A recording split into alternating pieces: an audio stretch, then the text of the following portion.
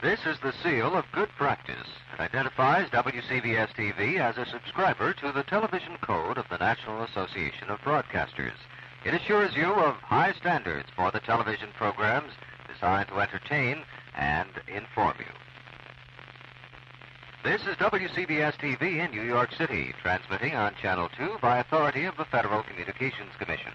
WCBS TV is owned by the Columbia Broadcasting System, Incorporated, and operated by the CBS Television Stations Division. The programs of this station are broadcast for viewing by the public without charge, and may not be rebroadcast, recorded, or otherwise used without the prior written permission of the Columbia Broadcasting System. Our next regularly scheduled program will come to you at 6:15 a.m. Good morning. See the nice man? He is asleep beneath the tree. Everything is peaceful and serene. Do you know why it is always nice and peaceful here? It is make-believe. That is why. Real worlds are different. We know. We work against real cancer in the real world. Last year, over 200,000 people were cured of cancer. Annual checkups can help save thousands more. If only the people would come. See your doctor when you think everything is nice and rosy. That is smart. Do you know why we talk to you like this? Because when we talk to you like adults, you don't listen.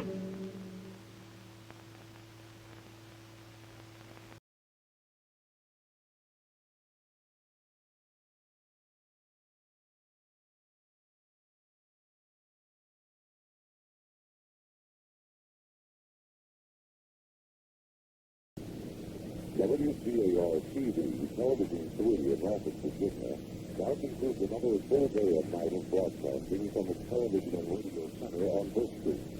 This seal of the National Review Board of the National Association of Broadcasters is the symbol of good television.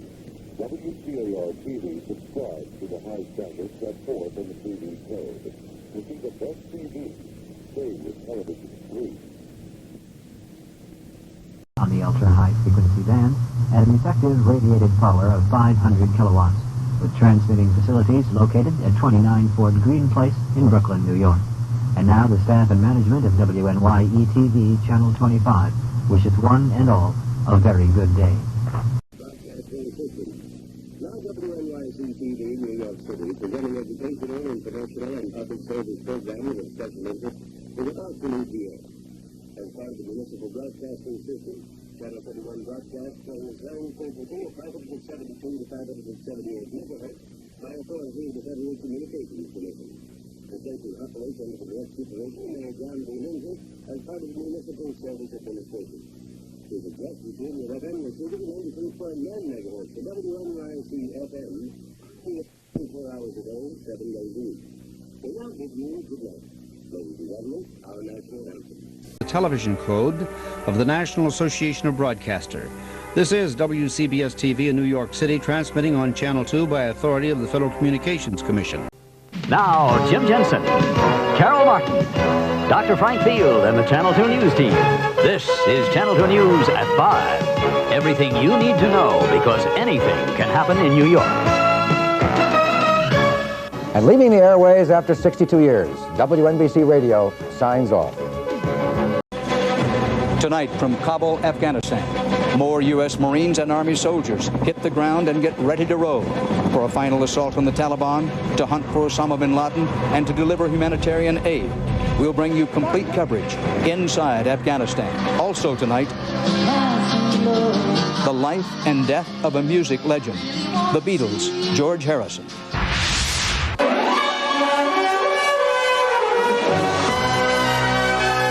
This is the CBS Evening News with Dan Rather. Continuing coverage of the war on terrorism. Reporting tonight from Kabul, Afghanistan, here is Dan Rather. Good evening from Kabul, Afghanistan. Another major story tonight is the passing of George Harrison. The former Beatle died in Los Angeles from cancer, his family by his side. He was 58 years old. Harrison's life and music reached for the same notes, inner strength and inner peace, and struck a chord with millions. CBS's Mark Phillips reports on the death and life of George Harrison. There's a Beatles song for just about every occasion. I read the news today, oh boy. And today, the news was bad. They gathered at the John Lennon Memorial in New York to mark the death of another Beatle. And then there were two. George Harrison's death, unlike Lennon's, was neither sudden, nor violent, nor shocking. His religious conviction, he had said, expressed in his first solo hit single, had prepared him for death.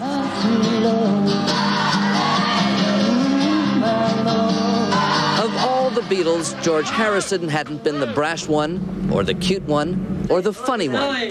He'd been the thoughtful one, seeking not fame, but answers. The purpose of life is to find out who am I, why am I here, and where am I going. That's what we need answering. And Harrison, as his friends knew, had found those answers. I'm just privileged to have known him, and I love him like he's my brother. It was a very sad day for me and for a lot of other people. It's a big cigarette for a big man. George Harrison had had throat, then lung, then brain cancer. The cigarette gags, amusing when he was young, had long since stopped being funny.